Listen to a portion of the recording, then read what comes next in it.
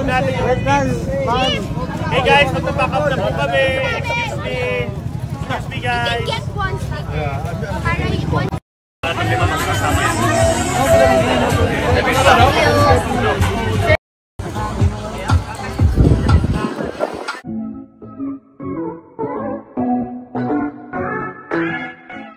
Andy at Philmar dinagsa ng mga turista sa Tulay, Katangnan Bridge kung saan punong-puno ng turista. Nagtayo sila ng pop-up store na bilihan ng mga Happy Islanders t-shirt at souvenir.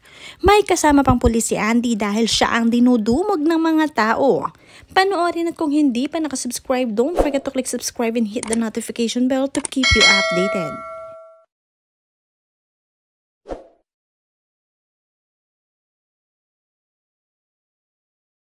Sobrang saya nga ni Andy sa experience nila ni Philmar sa pagtitinda ng mga sariling gawa nilang mga t-shirt.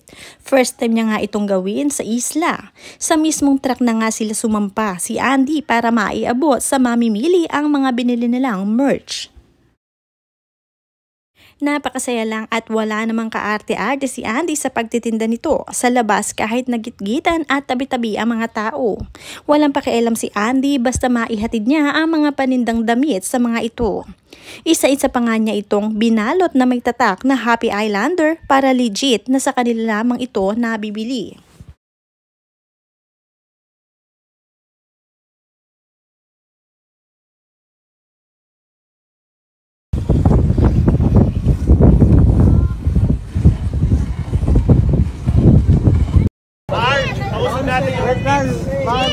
Hey guys, magpa-pack up na po kami. Excuse me.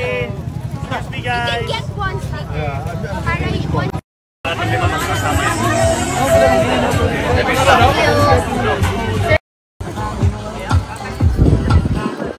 Tausog natin yung Hey guys, magpa-pack up na po kami. Excuse me. Excuse me guys. Get one stick. Para one now. Tausog natin yung Hey guys, magpa-pack up na po kami. Excuse me. Excuse me guys. Get one stick. Para one now. Nag-hire din sina Andy ng mga angels para may makatulong sila sa pagtitinda. Marami na ring natulungan si Andy at Philmar na magkaroon ng trabaho dahil sa kanila at sa mga business na itinatayo nila, kaya super thankful ang mga ito kay Andy at Philmar. Plus factor talaga ang pagiging artista ni Andy dahil talagang dinarayo siya dito. Libre ang picture, lahat ay pinapayagan ni Andy na siya ay picturean.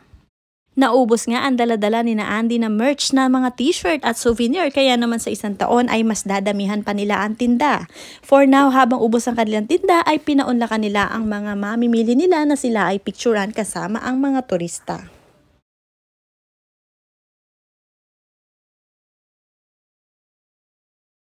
Todo naman ang pasasalamat ng mga angels o manggagawa ni na Andy sa kanila ni Philmar dahil natulungan nila itong magkaroon ng trabaho at kahit papaano ay kumikita sila kahit nasa isla lamang sila.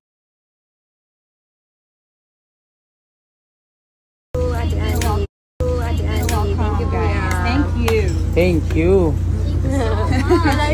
Last week na among mga girl. Part-timers. Thank you. Thank you. Last week na among mga girl. Part-timers. Matapos nga nilang magtinda ay agad na dumiretso si Philmar sa Pangpang para naman manguha ng isda. Marami-rami talagang racket itong si Philmar kaya naman hindi talaga magugutom si Andy.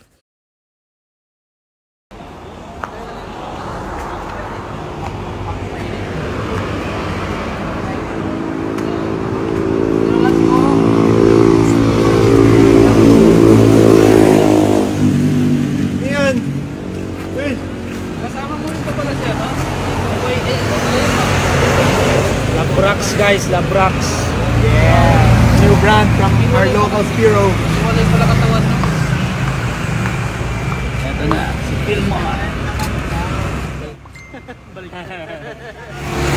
Meron pa. Tama ako. Testingin na yan, testingin na yan. Try daw nila.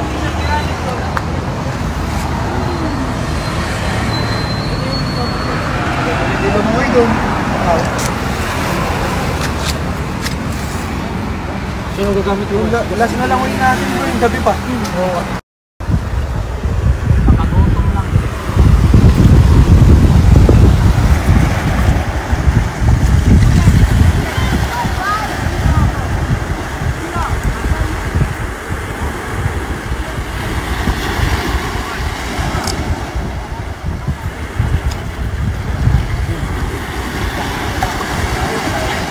Testing mo muna yan, papakapagin mo na.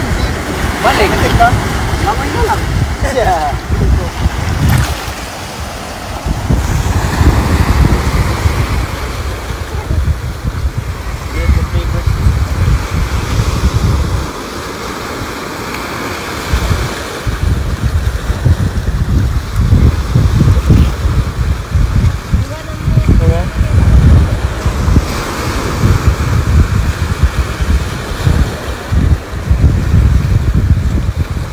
Hindi talaga nauubusan ng gawain si Filmar dahil lahat ay nagagawa niya sa loob ng isang araw.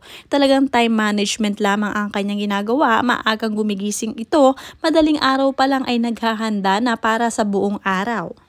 Nag-aalaga pa nga ito at nagtitrain ng mga alaga nilang aso ni Andy.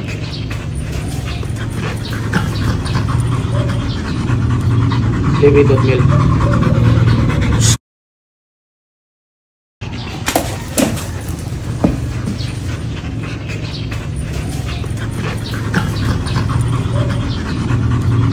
Baby dot milk.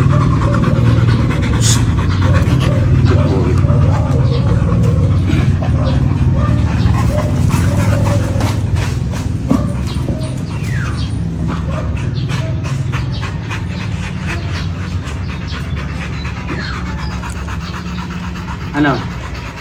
Baby?